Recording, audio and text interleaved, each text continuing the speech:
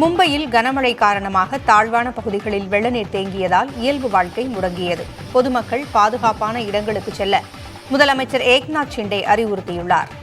மகாராஷ்டிர மாநிலம் மும்பை, புனே, தானே, ராய்கட் உள்ளிட்ட மாவட்டங்களில் நேற்று நள்ளிரவு முதல் காலை வரை கனமழை கொட்டியது. இதனால் சாலைகள், தாழ்வான பகுதிகளில் மழைநீர் குளம் போல தேங்கியுள்ளது.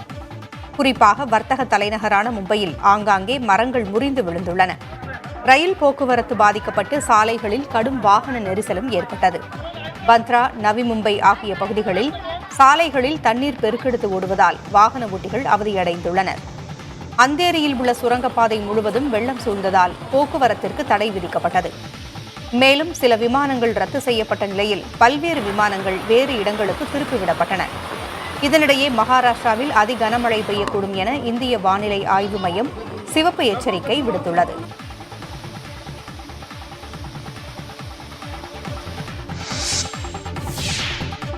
மத்திய பட்ஜெட்டில் தமிழ்நாட்டை வஞ்சித்த பாஜக அரசை கண்டித்து வரும் 27ஆம் தேதி மாநிலம் முழுவதும் கண்டன ஆர்ப்பாட்டம் நடைபெறும் என திமுக அறிவித்துள்ளது.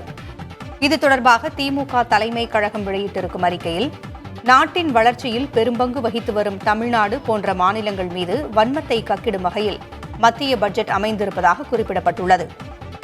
மெட்ரோ ரயில் திட்டத்திற்கான நிதி, தொடர் பேரிடர் இழப்புகள் ஆகியவற்றிற்கு நிதி வழங்க வேண்டும் என்று முதலமைச்சர் மு க ஸ்டாலினின் கோரிக்கைகளை புறக்கணித்திருப்பதாகவும், சில மாநிலங்களுக்கு மட்டும் பேரிடர் நிதியை அள்ளி வழங்கியிருப்பதாகவும் குற்றச்சாட்டப்பட்டுள்ளது.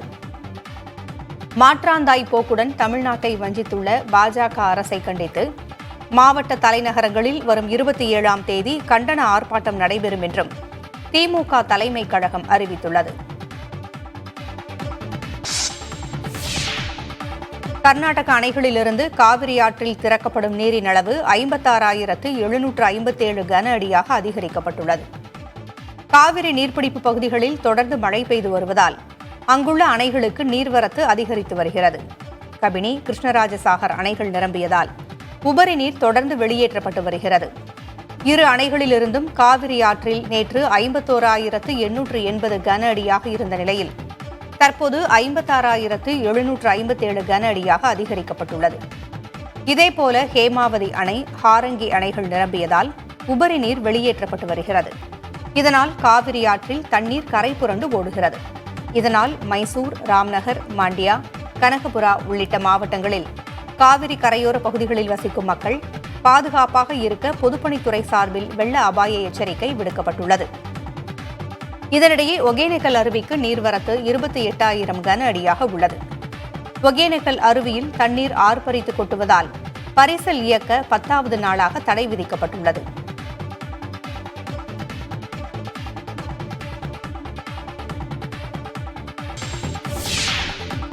வேலூர் ஒழுங்குமுறை விற்பனை கூடத்தில் நெல் மூட்டைகளை வைக்க போதிய இடம் இல்லாததால் விவசாயிகள் சாலை மறியலில் ஈடுபட்டனர்.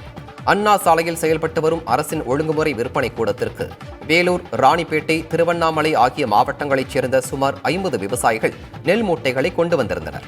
அப்போது லேசான தூறல் மழை இருந்த நிலையில் நெல் மூட்டைகளை திறந்த வெளியில் வைக்க அதிகாரிகள் அறிவுறுத்தியதாகவும், ஏற்கனவே குடோன் முழுவதும் மூட்டைகள் தேங்கி கிடப்பதாகவும் குற்றம் சாட்டினர். இதனால் ஒழுங்குமுறை விற்பனை கூடத்தின் எதிரே திடீரென மறியல் செய்த விவசாயிகளிடம் சம்பந்தப்பட்ட அதிகாரிகள் பேச்சுவார்த்தை நடத்தினர். இதையடுத்து போராட்டம் கைவிடப்பட்ட நிலையில் விவசாயிகள் தங்களது நெல் மூட்டைகளை குடோனில் வைத்தனர்.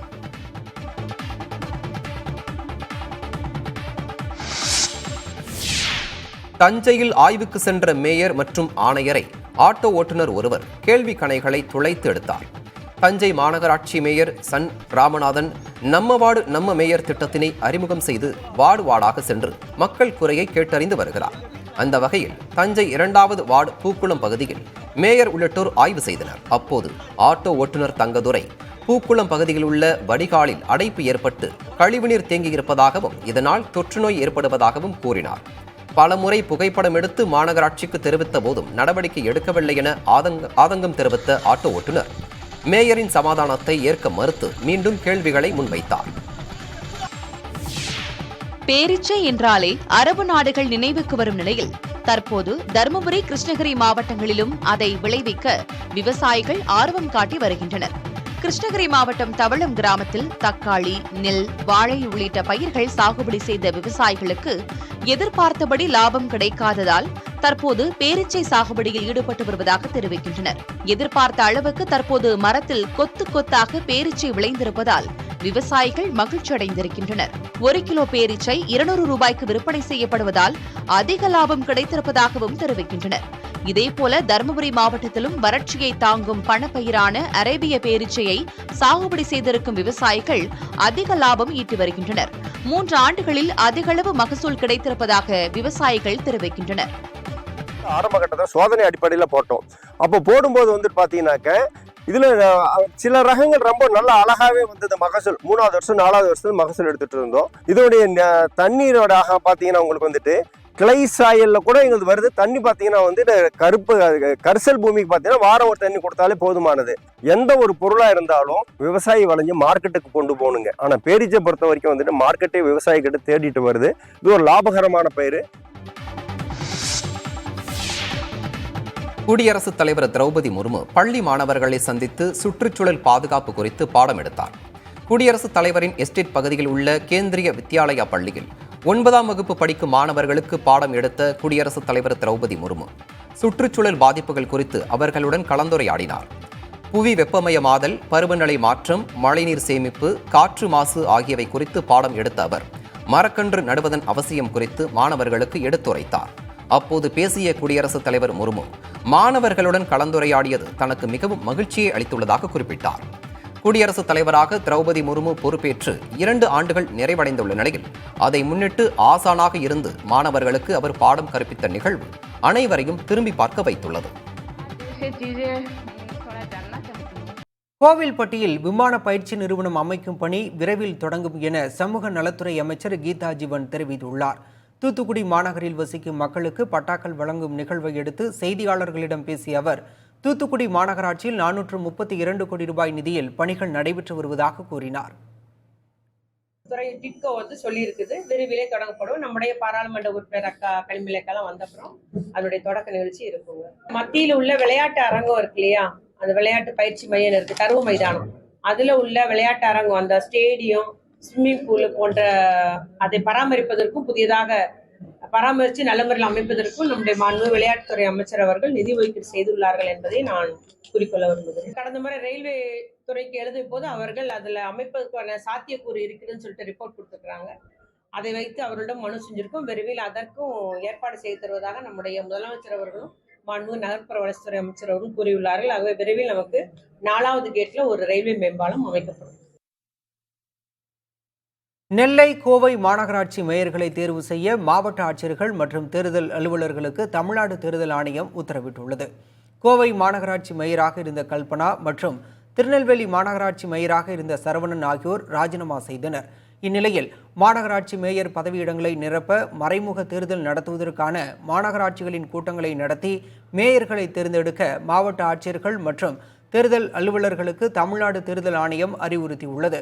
மேலும் நகர்ப்புற ஊரக உள்ளாட்சி அமைப்புகளில் காலியாக உள்ள பதவியிடங்களையும் நிரப்ப தேர்தல் ஆணையம் உத்தரவிட்டுள்ளது. நெல்லை மாநகராட்சியில் மொத்தம் உள்ள 55 வார்டுகளில் திமுகவுக்கு 44 உறுப்பினர்கள் உள்ளனர்.